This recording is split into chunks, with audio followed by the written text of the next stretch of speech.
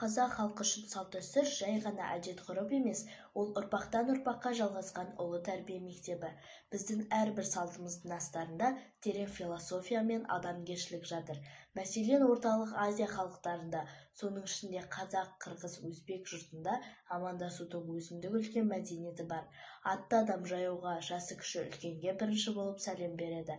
Ал ассалаумағалейкум деп оң қолын кеудесіне қою, сіз менің жүрегімдесіз деген шынайы құрметпен ізеттің белгісі.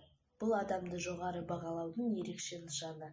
Сонымен қатар қазақтың дала заңында қонақжайлылық пен өзара жәрдемдесудің орны бөлек.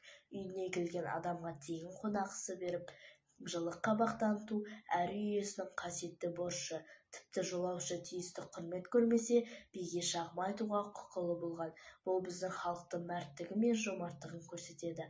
Ал қиын сәтте суға кеткенге қол созу, шөлдегенге сусын беру немесе мұқтаж жанның рұқсатсыз ат мініп кетуіне кешіріммен қарау қазақтың бауырмалдығы мен ауызбіршілігінің айқын дәлелі.